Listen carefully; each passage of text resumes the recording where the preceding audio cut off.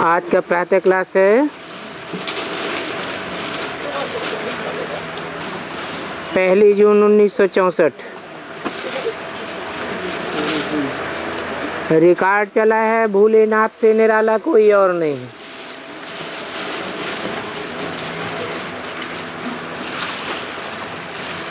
बच्चों ने ओम शांति का अर्थ तो अच्छी रीति से समझाई है। बच्चे जानते हैं ओम अर्थात अहम आत्मा।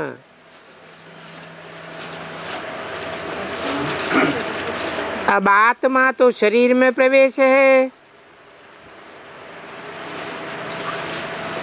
आत्मा के ऊपर ये शरीर का कवर चढ़ा हुआ है। जैसे तकिए को कवर डालते हैं,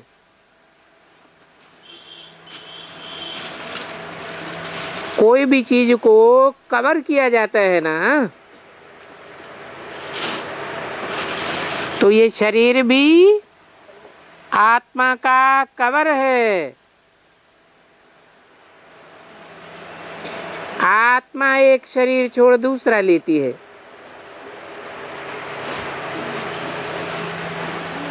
परंतु आत्मा को इन आंखों से देख नहीं सकते हैं। चाहते हैं आत्मा का साक्षात्कार हो, ये निश्चय तो करते हैं ना, बरोबर मैं आत्मा हूं और ये मेरा शरीर है।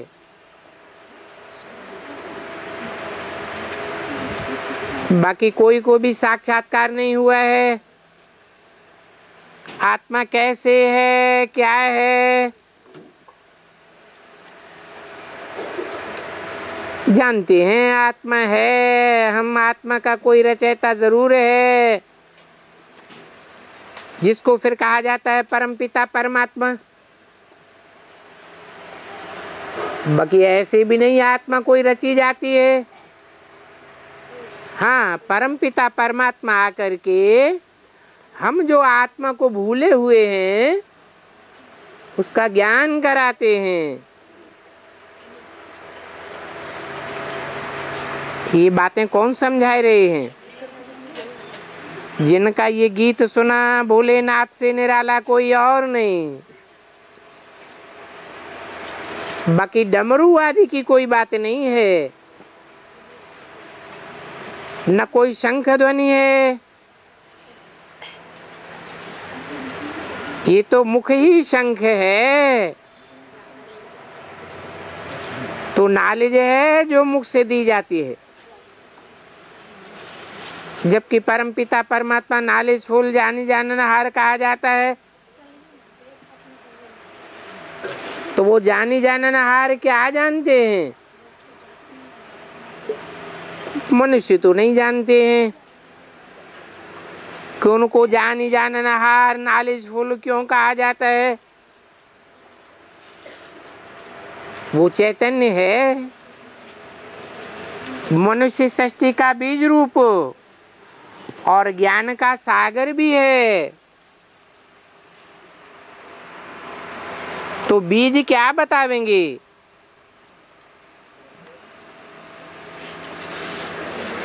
बीज को देखने से ही झाड़ के आदि मध्य अंत का पता चल जाता है।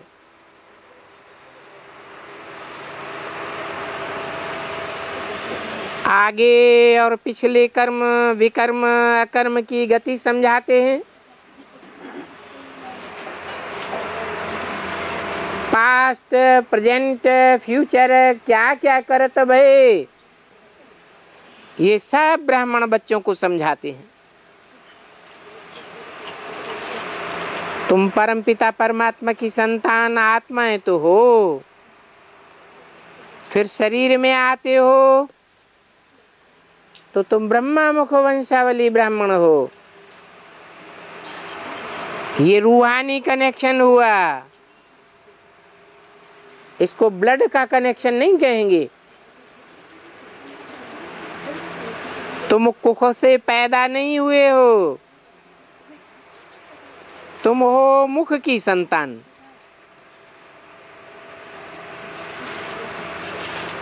तुम्हारा कोख से कनेक्शन नहीं हुआ है।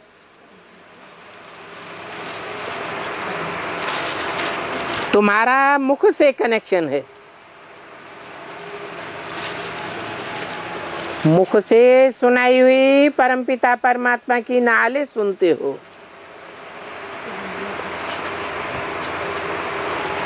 तो अब विचार करने की बात है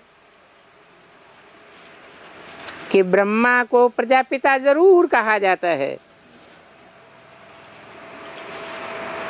अच्छा, प्रजापिता ब्रह्मा की प्रजा तो बहुत होनी चाहिए।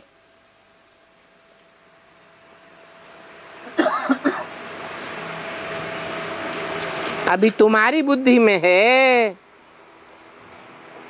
कि प्रजापिता ब्रह्मा का ये ब्राह्मण कुल है।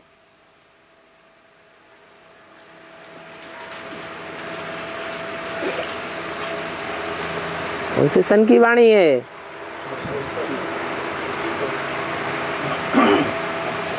तुम्हारी बुद्धि में है कि ये प्रजापिता ब्रह्मा का कुल है।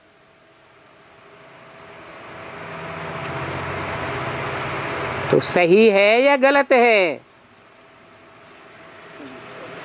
है? सही है। लेकिन बताया प्रजापिता ब्रह्मा की संतान तो बहुत होनी चाहिए। तो बहुत संतान है?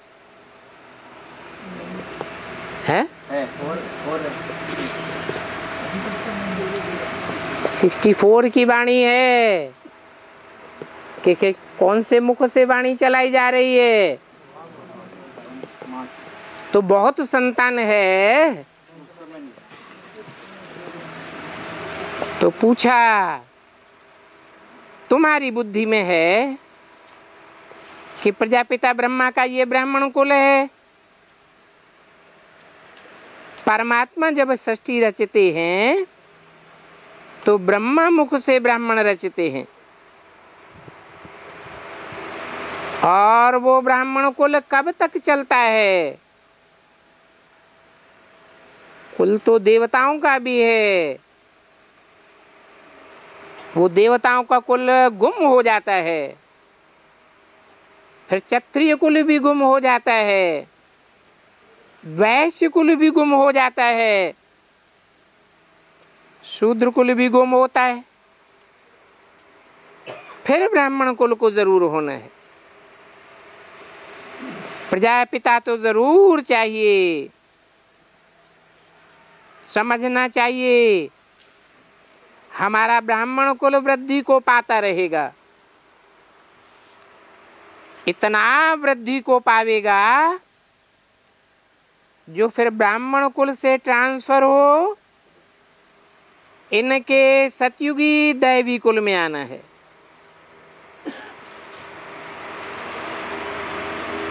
देवताएं तो बहुत गाए जाते हैं, ऐसे नहीं 33 करोड़ देवताएं हैं। देवताएं तो वास्तव में बहुत होने चाहिए।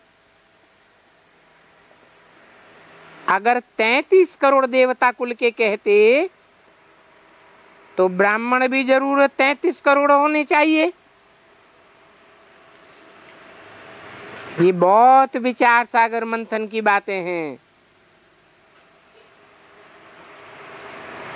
ये तो जरूर है। ब्रह्मा मुख कमल से ब्राह्मण नई रचना रची गई, और रची किसने? कहेंगे शिव बाबा ने। सो भी जरूर सन्मुख होगा। क्या क्या सन्मुख होगा? रचने का काम जरूर सन्मुख होगा। तुम कहते हो शिव की संतान है, शिव शक्तियां हैं, ब्रह्मा का नाम उड़ाई दिया। वास्तव में ब्राह्मण होते ही तुम हो, और कोई ब्राह्मण हो न सके।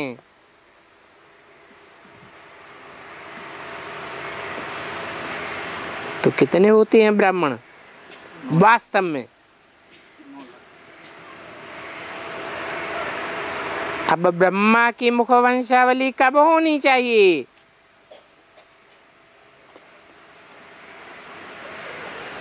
जरूर देवताओं की नस्ल से पहले ब्राह्मण होने चाहिए। बाबा ने समझाया है, ब्राह्मण देवी देवता, क्षत्रिय, वैश्य, शूद्र, फिर ब्राह्मण बनना है। ये वर्णों का चक्कर बुद्धि में होना चाहिए। तुमको बाप बैठ पढ़ाते हैं, जिनको भोलानाथ कहा जाता है। शिव बाबा कितना भूला है। तुम्हारा कखपन लेकर के उसके बदले में कितना बहुत देते हैं, तो भोला ठहरा ना। माताएं भी बोली कही जाती हैं, परंतु पिताओं के बीच में पिता सिर्फ एक भोलानाथ शिव बाबा है।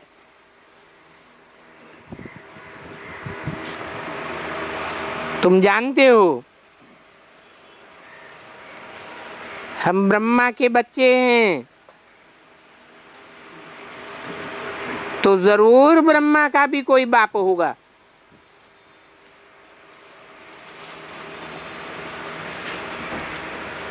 अब बताओ, ब्रह्मा का बाप कौन है? ब्रह्मा, विष्णु, शंकर का भी बाप गाया जाता है। कौन? शिव बाबा। तो शिव बाबा तीन मूर्तियों का भी बाप है, तो ब्रह्मा का बाप कौन हुआ? शिव बाबा का तो कोई बाप हो नहीं सकता, वो सबका बाप है। परम पिता परमात्मा आत्माओं का बाप वो एक। फिर साकार में आते हैं तो ब्रह्मा को बाप कहेंगे। जैसे सिजरा बनाते हैं तो लिखते हैं बाप को इतने बच्चे, उन बच्चों को इतने बच्चे, तो वो फिर बच्चों के बाप हो गए। ऐसे सिजरा बनता है ना। अब इस ब्रह्मा को कहा जाता है Brahma. Great great grandfather humanity का।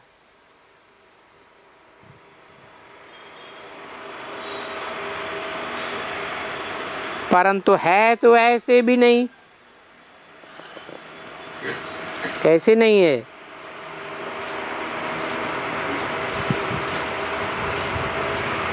ये ब्रह्मा जो सन 64 में सन्मुख बैठा है, वो ग्रेट ग्रेट ग्रैंड फादर है, ह्यूमैनिटी का फादर है, नहीं कहा जा सकता। ब्रह्मा की संतान सदैव ब्राह्मण रहने चाहिए, षष्ठी भर में नहीं। वो उन्हों को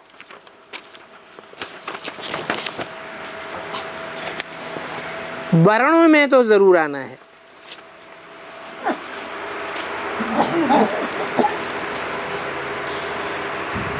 1/6/64 की वाणी का दूसरा पेज। और वर्ण तो गाए हुए हैं, गाए हुए हैं। ये गायन किस समय का होता है?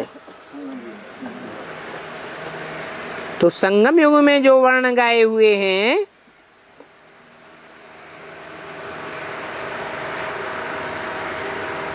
जिनका गायन होता है वो संगम युग में हुए हैं। तो तुम बच्चों को खुशी रहनी चाहिए कि जो वर्ण गाए हुए हैं वो हम भारतवासियों के गाए हुए हैं। दूसरे धर्म वालों के, दूसरे देश वालों के कोई वर्ण गाए हुए नहीं हैं। हम ब्राह्मण कुल के हैं और हम ही ब्रह्मा मुख वंशावली हैं।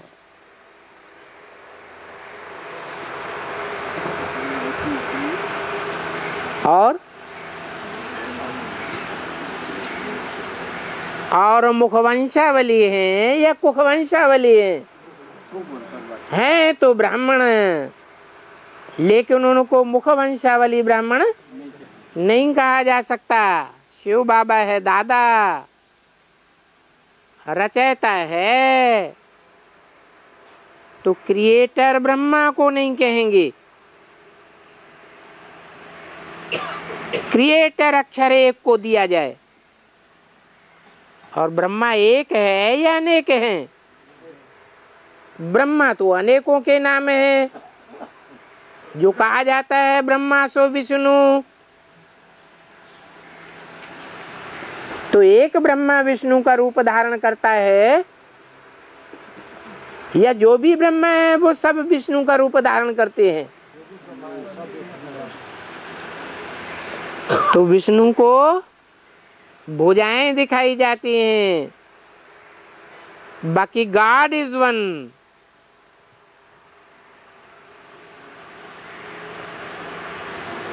वो ही स्वर्ग का रचयिता है।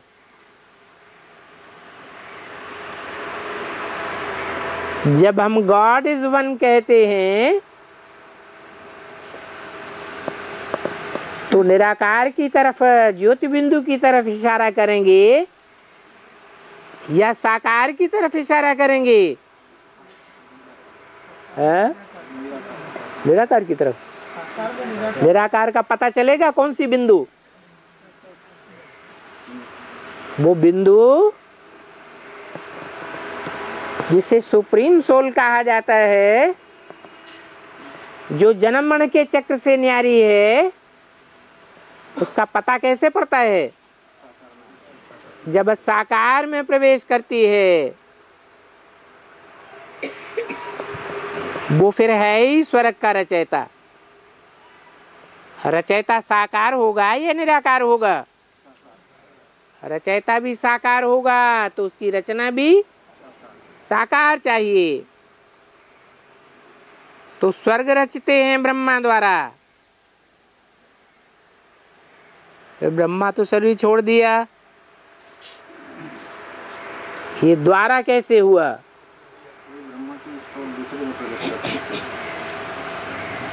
जरूर वो ब्रह्मा कोई माता के शरीर में प्रवेश करके पाठ बजाता है,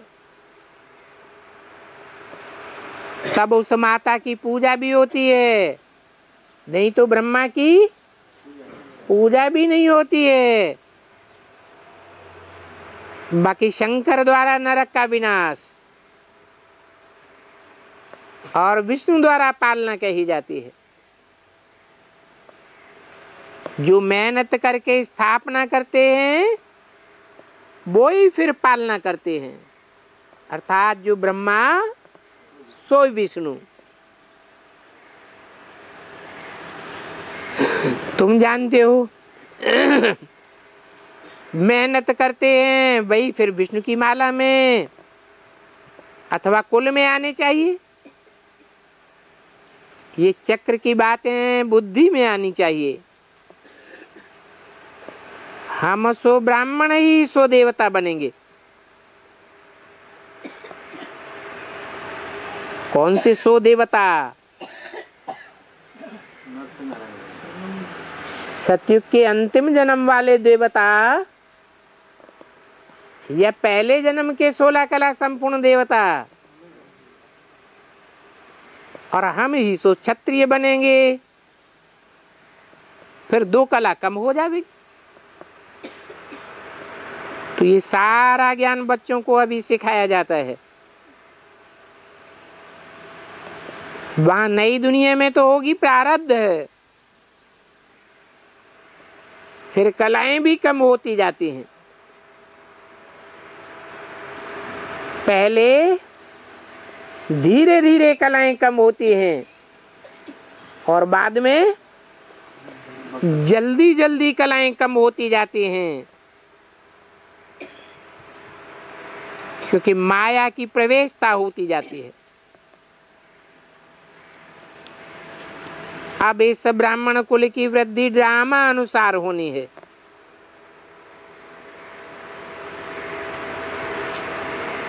बड़ी मेहनत लगती है।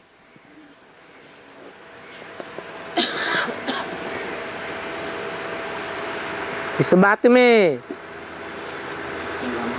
इस ब्राह्मण कुल की वृद्धि करने में, जो ब्राह्मण सो देवता बनते हैं 16 कला संपूर्ण,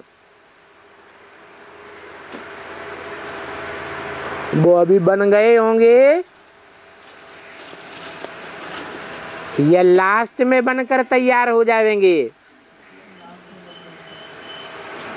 बहुत मेहनत लगती है। इसको कहा जाता है कायाकल्प वृक्ष समान रिजुविनेशन।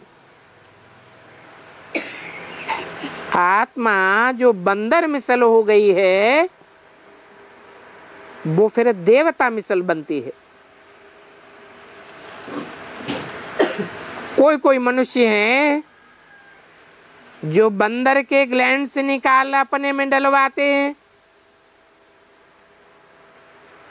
ऐसे भी कोई कोई ने कराया था। बूढ़े को जवान बनाने के लिए बंदर के ग्लैंड्स डाले थे, क्योंकि बंदर चंचल होते हैं। परंतु ये थोड़ा ही चला, फिर नाम गुम हो गया। वो अंग अभी तुम जानते हो, आत्माओं की बंदर बुद्धि चंचल हो गई है। माया ने बुद्धि बिल्कुल ही खत्म कर दी है, कोई काम की नहीं रही है। कोई भी रचयिता बाप की पहचान नहीं है। लौकिक संबंध में ऐसा थोड़ा ही कोई बच्चा होगा जिसको बाप की पहचान न हो। भले जिसका छोटेपन में बाप मर जाता है तो भी उनको बताया जाता है, झट याद पड़ जाता है। ये तो वंडर है जो बाप को ही भूल जाते हैं। अभी बाप कहते हैं इस समय तुम बहुत अच्छी रीति जानते हो, दिन प्रतिदिन तुम्हारा प्यार बढ़ता जाएगा, खजाना धारण कर और देते जाएंगे।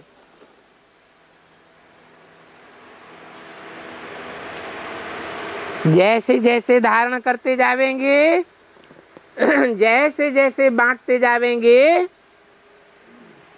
तो तुम्हारा प्यार भी बढ़ता जाएगा। खुशी का पारा चढ़ना तो है। अभी हम मनुष्य से देवता बनने का पुरुषार्थ कर रहे हैं। बच्चे कहते हैं रात को जाग करके योग में बैठे,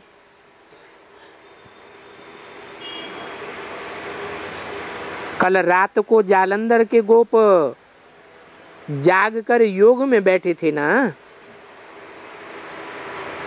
तो क्यों न कमाई करें। वहां तो गोरख धंधे में ही थक जाते हैं।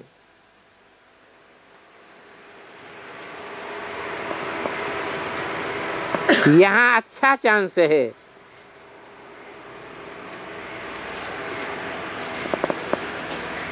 कहाँ? मधुबन में। बाबा की याद में बैठेंगे तो हमारा याद का चार्ट आगे बढ़ेगा, दौड़ी पहनेगा।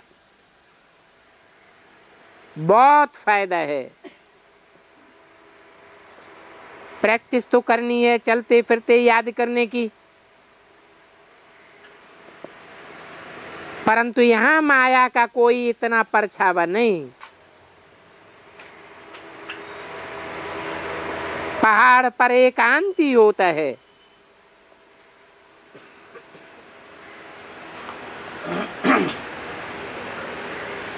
बॉम्बे और यहाँ की जलवायु में कितना फर्क है। कोई कोई कहते हैं कि हम तो घर बैठे वायुमंडल को शुद्ध बनाते हैं। ऐसे ऐसे बड़े बड़े लिख करके गए हैं। ऋषि मुनि आदि के लिए समझते थे घर में बैठ भारत को शुद्ध बनाने की मदद करते हैं। वो याद में रहते थे, मदद करते थे शांत में रहने की, परंतु इनकी मदद से कोई सारी दुनिया में तो शांति नहीं हुई। शांति हुई और ही अशांति बढ़ती गई। वो है उनकी अल्पकाल की क्षणभंगुर शांति। सिर्फ उन्होंने पवित्रता के बल से भारत को थमाया है, थोड़े समय के लिए। बाप कहते हैं भक्ति मार्ग में तुम कितनी भी मेहनत करते आए, फिर भी भारत सातल को ही गया है। मंदिर आदि भी भारत में बहुत हैं, परंतु मंदिरों में जिनकी मूर्तियां रखी हुई हैं उनके ऑक्यूपेशन का किसी को पता नहीं है। ये लक्ष्मी नारायण के मंदिर बिरला बनाते रहते हैं, परंतु उन लक्ष्मी नारायण ने क्या किया कुछ भी पता नहीं। मंदिर आदि बनाते आए हैं, फिर भी भारत की हालत दुखी होती जा रही है। अब ये भी समझते हैं कि महाभारत लड़ाई से विनाश देखने में आता है। बरोबर परमपिता परमात्मा आते हैं, विनाश होता है, परंतु ये नहीं जानते कि फिर स्थापना भी होती है।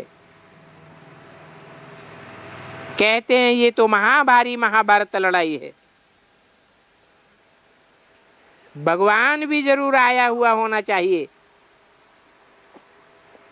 क्योंकि स्थापना विनाश पालना एक भगवान बाप का ही काम है। अभी तुमको सफेद कपड़ा किया हुआ है, आत्मा को सफेद घोड़ा पोष सुंदर कहा जाता था। अभी आत्मा को काला पोष है, इसलिए श्याम सुंदर भी कहा जाता है। अभी तुम्हारी बुद्धि में है कि अब इस पुराने शरीर को हम छोड़ने वाले हैं। भारत में जब स्वर्ग था तो नेचुरल सुंदरता थी, वो सुंदरता भी कोई विलायत में नहीं है। वहां नई दुनिया में तो नेचुरल ब्यूटी हर चीज की थी। ये राधे कृष्ण कितने सुंदर थे। वहां नेचुरल कोई लिपस्टिक काजल आदि नहीं लगाना पड़ता था, नेचुरल ब्यूटी रहती है। शोभा करने के लिए वहां कुछ भी नहीं करना पड़ता है। कृष्ण को सब कितना याद करते हैं। कौन से कृष्ण को याद करते हैं? है सतयुग के कृष्ण की तो बात ही नहीं है। सतयुग में जो कृष्ण था उससे भी ऊंची स्टेज कौन से कृष्ण की थी? संगम युगी कृष्ण की ऊंची स्टेज थी। सतयुग के कृष्ण की तो कलाएं कम होती जाती हैं।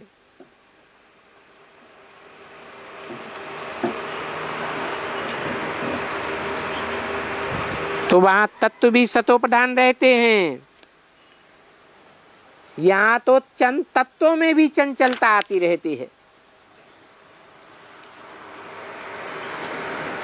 आज डैम फट गया, ये कितना बेकायदे हुआ।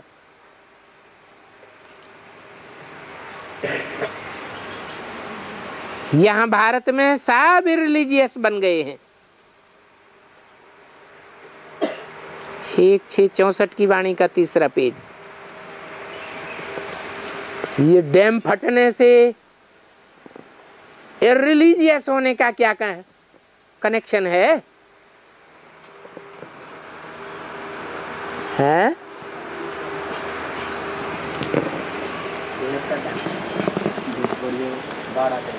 डैम बनाते हैं तो पानी का जो नेचुरल बहाव है उसको रोक दिया जाता है।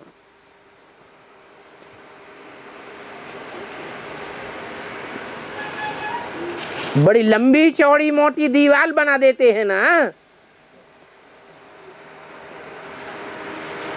तो यहाँ ब्राह्मणों की दुनिया में कौन सी दीवार बनाई है?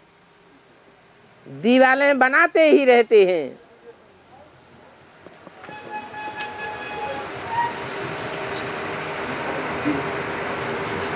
एडवांस नॉलेज को रोकने का कोई डैम बनाए हैं? नहीं बनाए हैं? बड़े बड़े डैम बनाए हुए हैं। भूकंप आवेंगे तो ये सारे डैम फट पड़ेंगे। तो बनाने वाले रिलीजियस हैं या इररिलीजियस हैं? धर्मी हैं या अधर्मी हैं? ये सब अधर्मी हैं।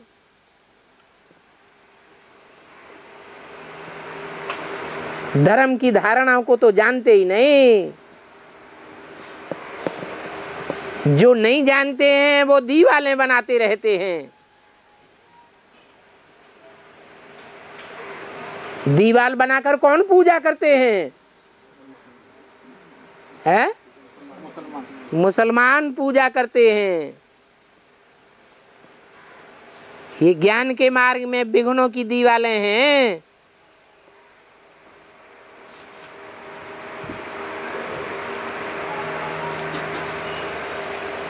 दुनिया की सबसे बड़ी दीवार कहाँ बनाई गई?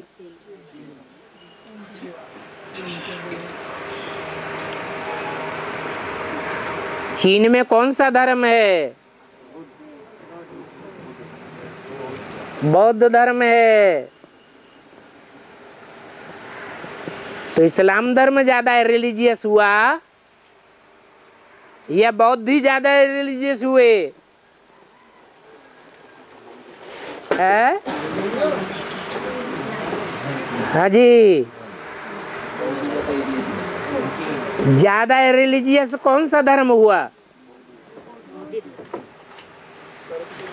क्योंकि महात्मा बुद्ध ने आत्मा, परमात्मा, स्वर्ग के बारे में कोई भी जिक्र नहीं किया।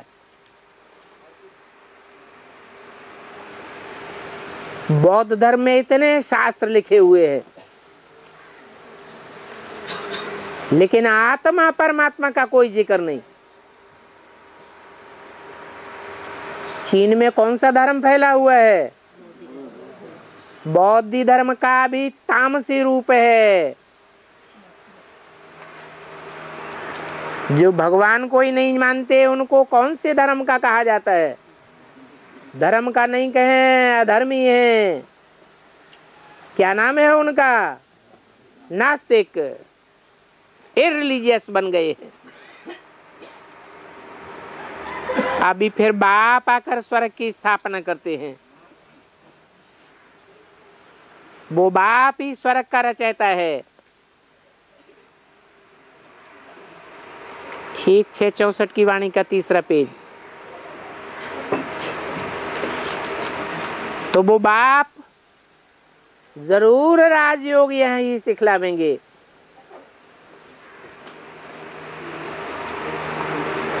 और स्वर्ग में रहने लायक जरूर कर्म सिखलावेंगे।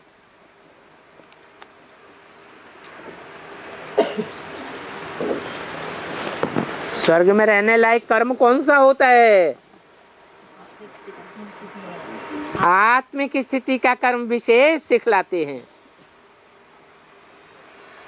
कहते हैं बच्चे अपन को आत्मा समझ है। आत्माओं के बाप परम पिता परमात्मा को याद करो। तुमको 84 जन्मों का सारा हिसाब किताब बताते हैं।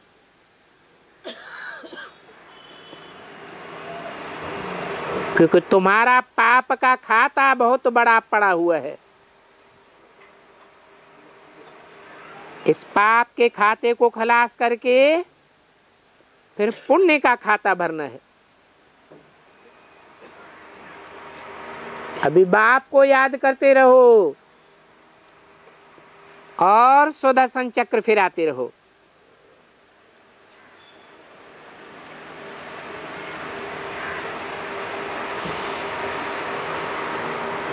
जैसे बाप में साइलेंस है और उनके अंदर सारा ज्ञान है। मनुष्यों में शास्त्रों का, बैरिस्ट्री आदि का ज्ञान है।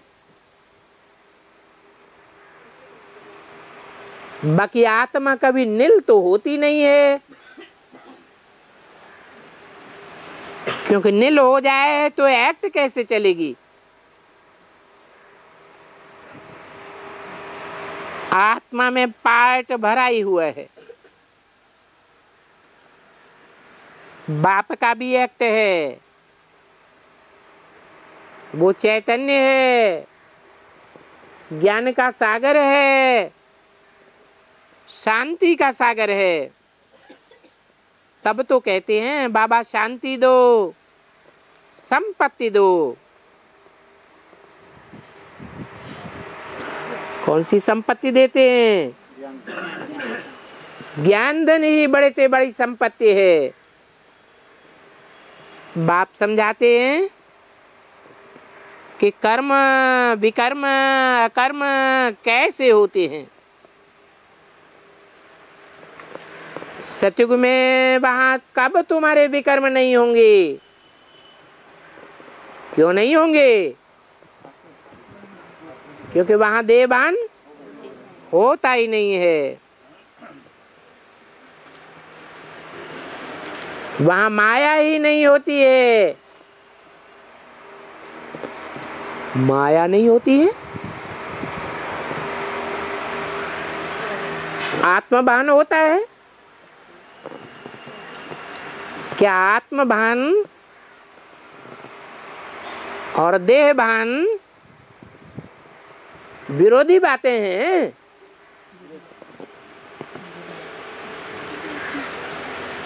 वहां नई दुनिया में होता है सब आत्माभिमानी। और फिर द्वापर से जब पुरानी दुनिया होती है तो सब हो जाते हैं देह अभिमानी। तो माया का रूप क्या हुआ? माया का रूप हुआ देह। देह में है 5 तत्व, पृथ्वी, जल, वायु, अग्नि, आकाश। ये 5 तत्वों से देह का भान आ जाता है। शरीर ही 5 तत्वों का बना हुआ है। तो क्या सतयुग में 5 तत्वों का शरीर नहीं होता?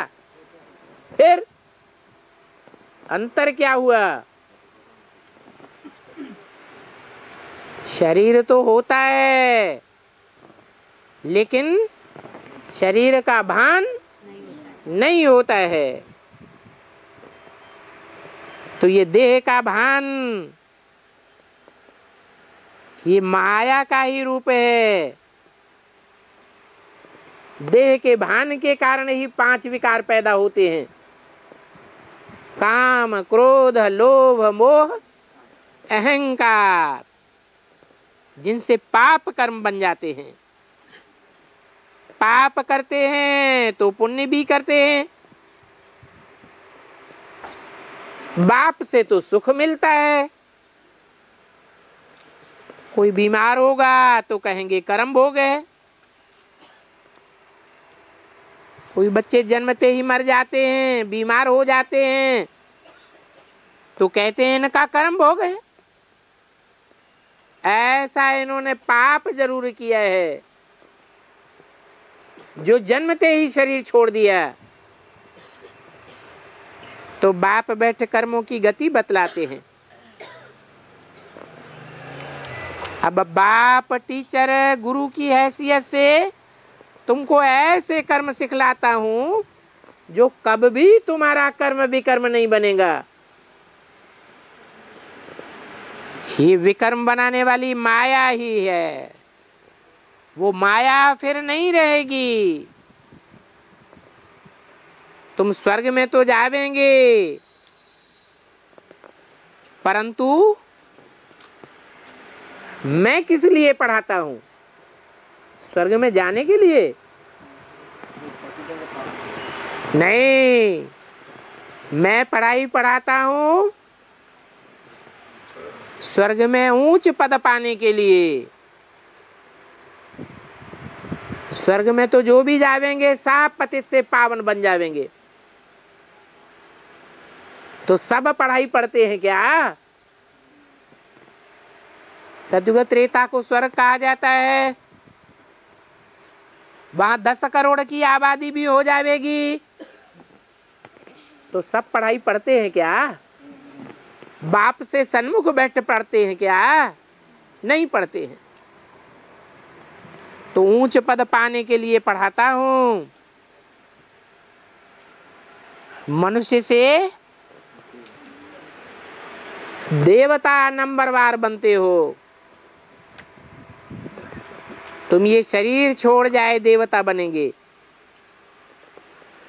देवताएं होते ही स्वर्ग में हैं। उन्हों की महिमा होती है सर्वगुण संपन्न, 16 कला संपूर्ण, संपूर्ण हिंसक, मर्यादा पुरुषोत्तम। परंतु वो ऐसे कैसे बने, कब बने? जरूर एक ही बाप होगा बनाने वाला। अभी कलयुग में तो देखो कुछ भी नहीं है, जबकि इस समय कृष्ण की सोल भी सांवरी है।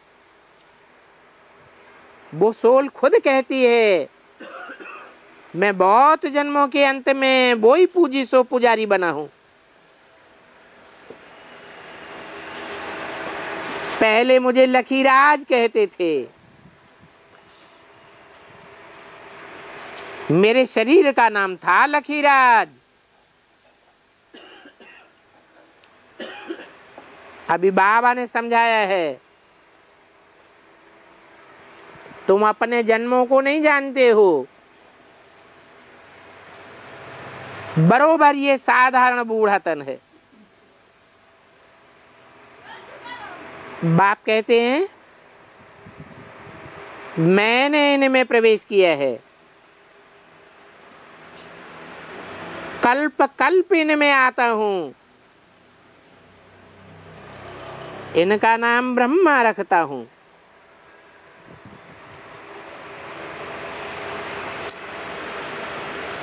ये मकान किराए पर आत्मा ने लिया है।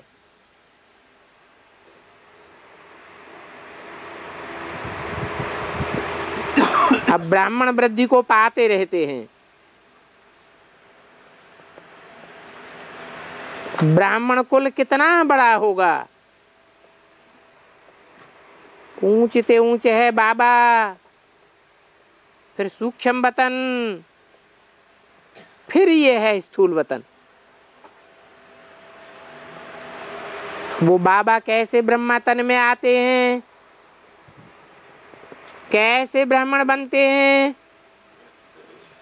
कितने सूर्यवंशी देवताएं होंगे, ये सब कुछ बना बनाया ड्रामा है।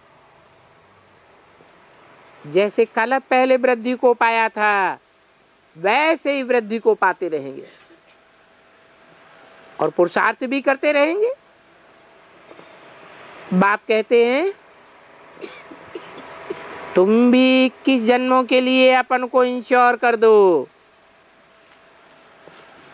ऐसी दुनिया में कोई भी इंश्योरेंस कंपनी नहीं होती है जो कहे कि 21 जन्मों के लिए इंश्योर कर दो। कचर पट्टी दे करके तुम 21 जन्मों के लिए राजबाग ले लो, फॉलो करो मदर फादर, क्योंकि कर्म तो तुमको करना ही है। राजा तुमको बनना है।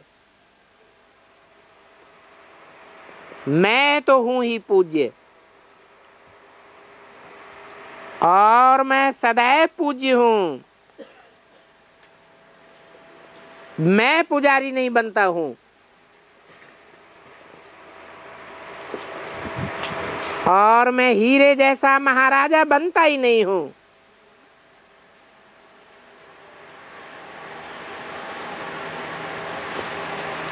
जो फिर मुझे गरीब बनना पड़े। मेरे लिए ये रिजर्व है, जब तुम पतित बनते हो तब मैं पावन बनाने के लिए आता हूं। तो गाते भी हैं पतित पावन, सो पतितों को पावन बनाने वाला तो जरूर एक ही होगा। ऐसे तो नहीं कहते हैं कि पतित पावन लाखों गुरु हैं।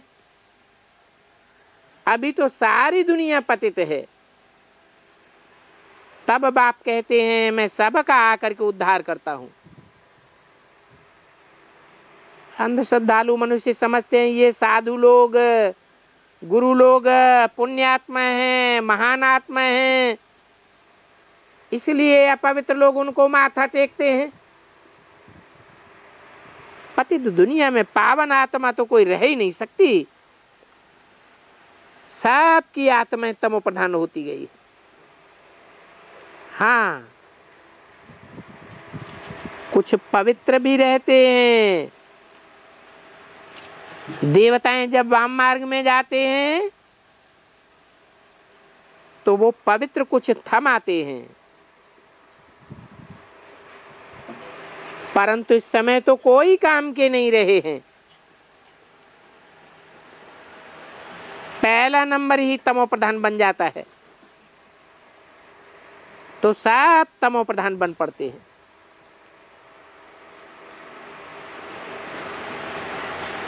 तो गाते हैं पतित पावन आओ,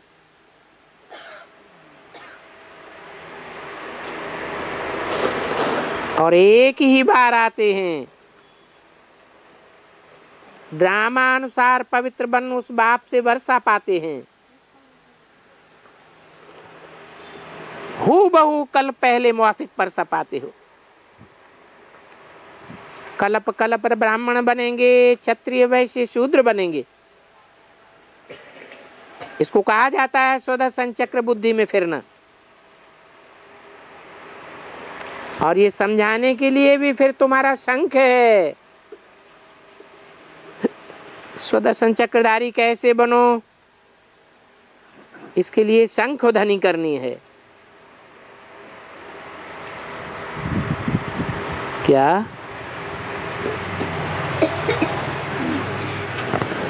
शंख हाथ में पहले आता है या सुदर्शन चक्र पहले आता है? हैं? ये मुख से ज्ञान सुनावेंगे, जितना जितना औरों को सुनावेंगे उतना अपना सुदर्शन चक्र स्वतः ही घूमता जावेगा, मनन चिंतन मंथन खुलता जावेगा। इसलिए कहा जाता है शंख चक्र गदा पद्म। बाप ने भी शंख बजाया, शंख बजा के समझाया ना, तुम भी शंख बजाए करके समझाओ तो अंदर में तुम्हारा चक्र फिरता रहेगा।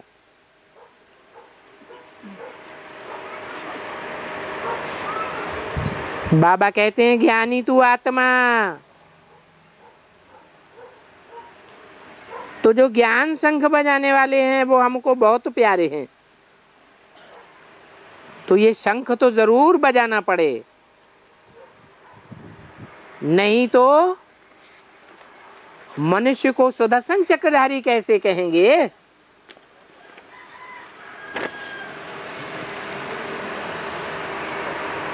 अगर शंख ही नहीं बजावेंगे तो 1/6/64 की वाणी का चौथा पेज, और शंख नहीं बजावेंगे तो समझेंगे समझावेंगे कैसे? जो समझेंगे उनकी बुद्धि में चक्कर फिरता रहेगा।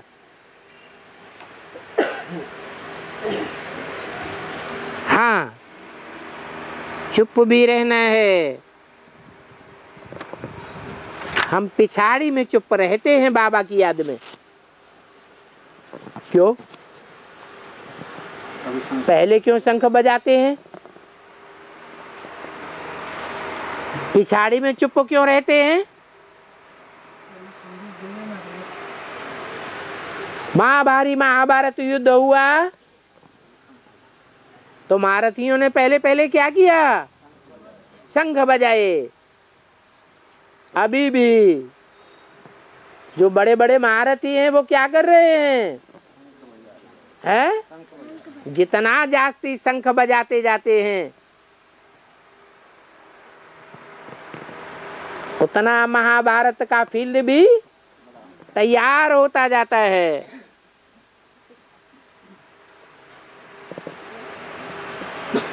बाकी जब समझने वाला कोई भी नहीं रहेगा तो चुप हो जावेंगे। खूनी ना खेल चलता है, फिर उस समय शंख ध्वनि की दरकार ही नहीं रहेगी।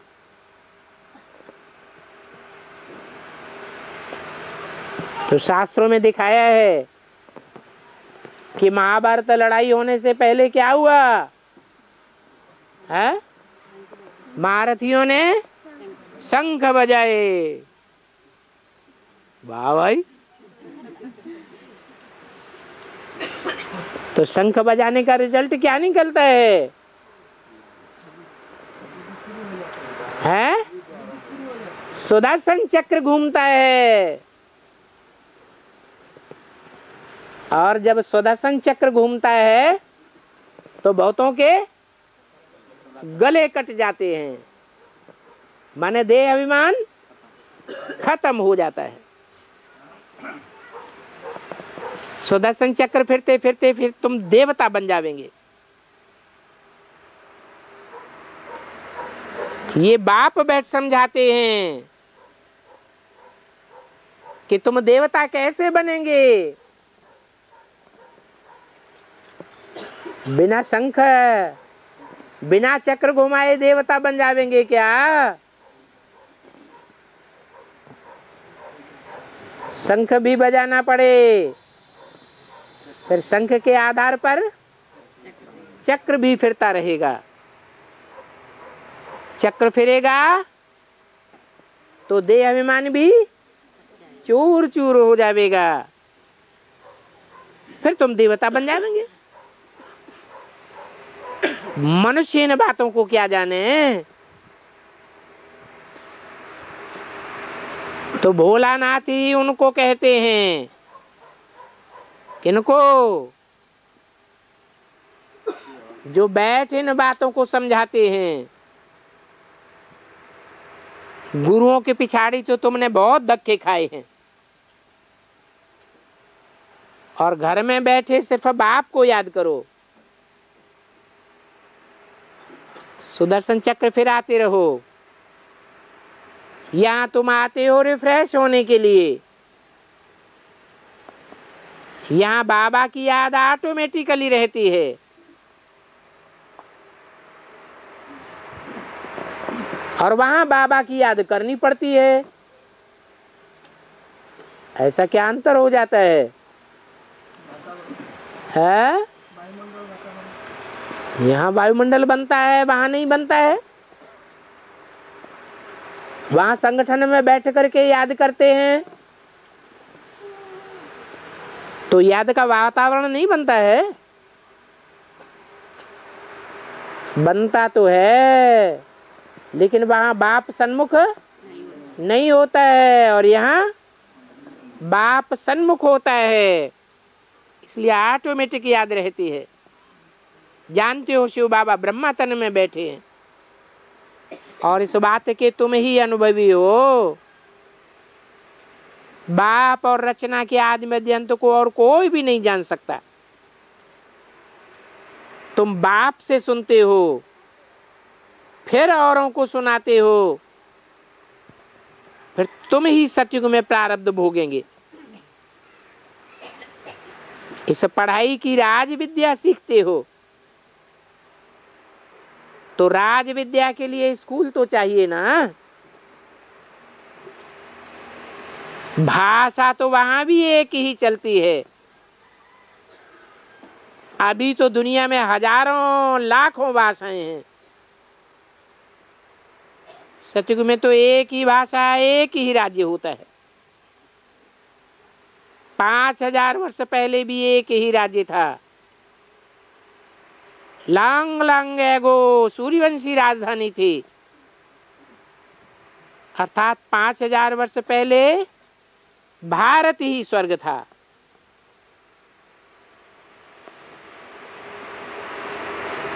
लक्ष्मी नारायण का राज्य था।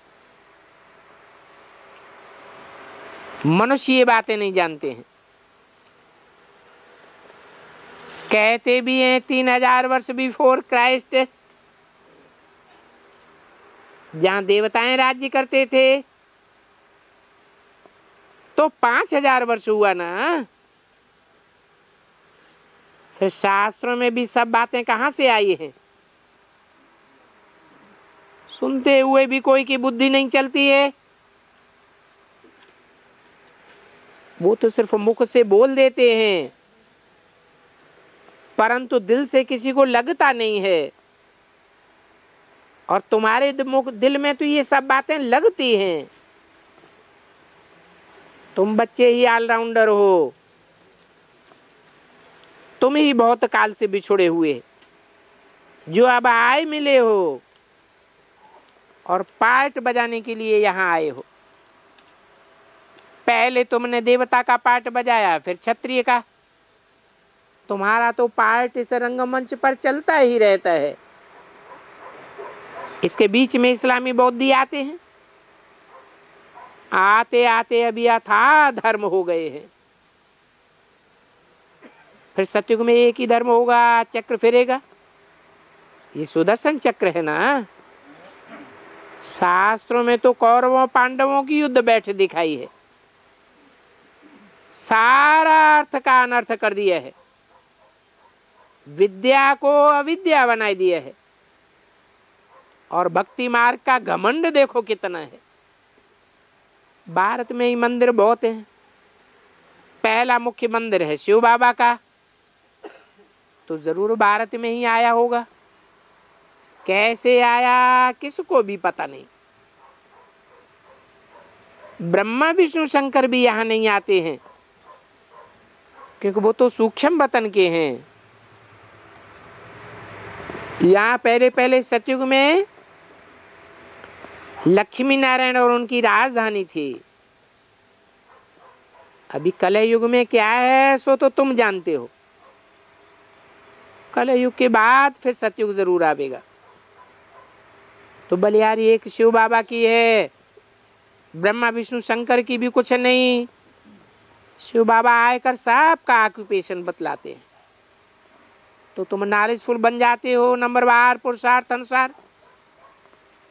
ये ब्राह्मण कुल बहुत ऊंचा है, तुम हो गुप्त वेश में, दूसरा कोई ऐसा ब्राह्मण हो न सके। ब्राह्मण सो देवता बन गए, फिर जब चक्र पूरा हो तब ब्राह्मण बने। बाकी वो तो हैं जिस्मानी ब्राह्मण, जो तीर्थ यात्रा आदि पर ले जाते हैं। रात को बच्चे योग में बैठे थे, ये भी अच्छा ही है।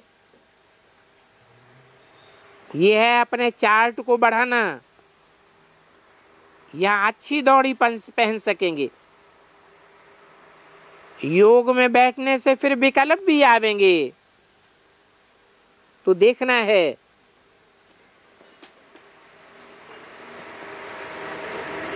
कि जब विकल्प आते हैं तो जालंधर या दुकान आदि तो नहीं याद पड़ती है,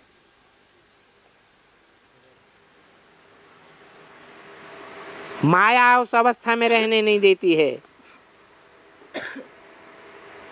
नींद का भी अच्छा प्रभाव आ जाता है,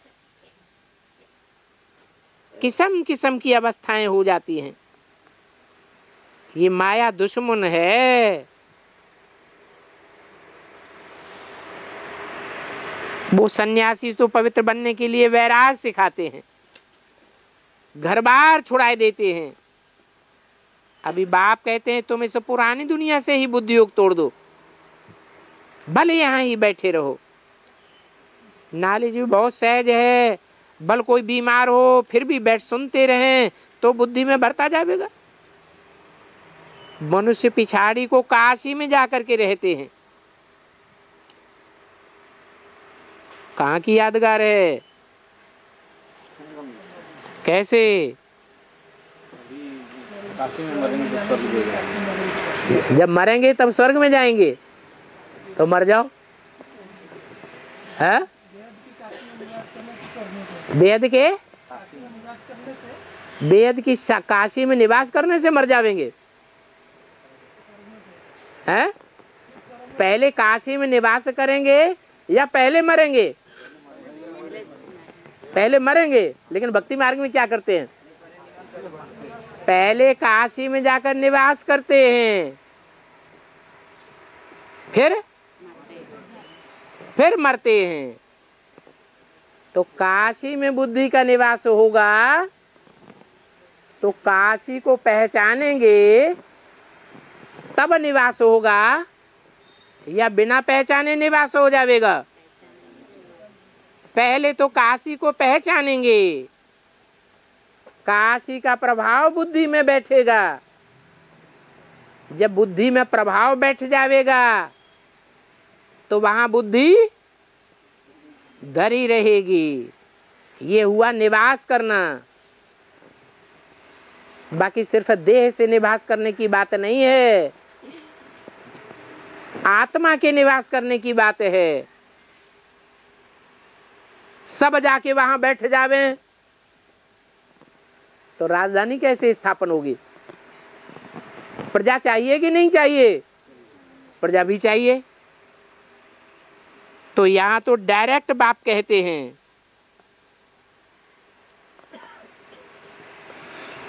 बाप कहते भी हैं और यहां रहते भी हैं, परंतु ऐसे भी नहीं कि यहां ही आकर के सबको बैठ जाना है। बाबा को डर भी लगता है, इतना अनाज कहां से लावेंगे।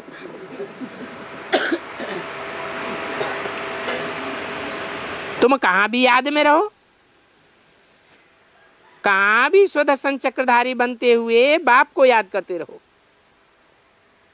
ये भी तुम्हारी बड़ी भारी मदद है।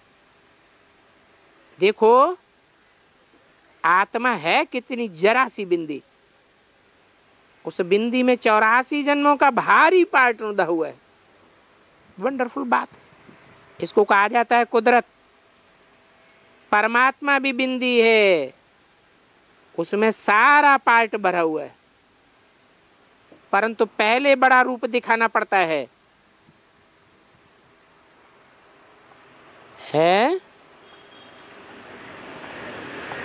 बिंदी रूप कैसे सिखलावेगा? है बिंदी बन करके सिखलावेगा, दिखलावेगा, या बड़ा रूप बन करके दिखलावेगा? अरे विराट रूप दिखाया तब अर्जुन ने पहचाना, या सिर्फ ज्ञान सुन करके पहचाना? जब विराट रूप देखा तब पहचाना। ये बड़ी समझ की बातें हैं। अच्छा, ओम शांति।